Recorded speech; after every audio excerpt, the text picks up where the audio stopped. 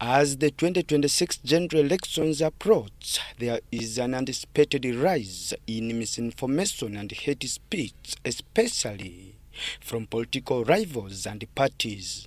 Minister Baryomusi and his deputy Godfrey Kabyanga emphasized the need to regulate both media houses and social media platforms to ensure that the public is not misled. This media space was deliberately expanded to allow the media industry to flourish.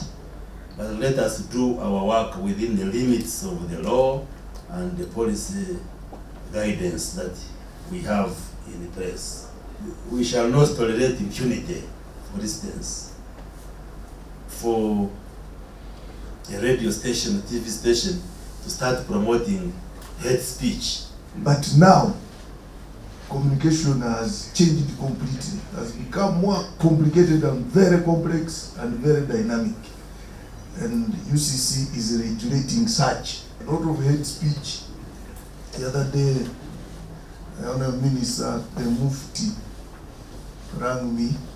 I think he had been abused somehow by someone on TikTok.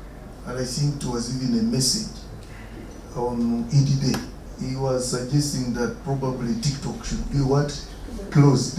In response to the request made by the Grand Mufti Shaban Ramadan Mubaje during his Eid al-Fitr prayers at Old Kampala to ban TikTok, the minister announced that plans are underway to procure new technologies to filter content before it is published to the public. We are studying the whole area of social media with a view of introducing technologies and other services to regulate how to use social media. For instance, there are technologies which we are trying to acquire that can filter what can get into the public on social media.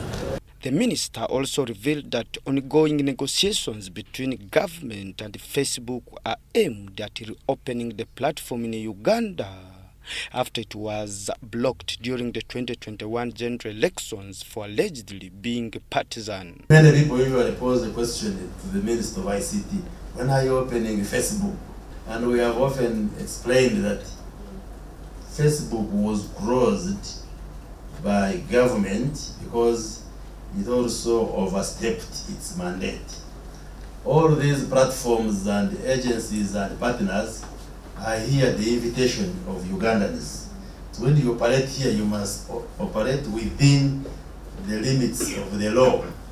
The ICT and National Guidance Ministers made these remarks while swearing in the newly appointed board members of the Uganda Communications Commission on Wednesday in Kampala.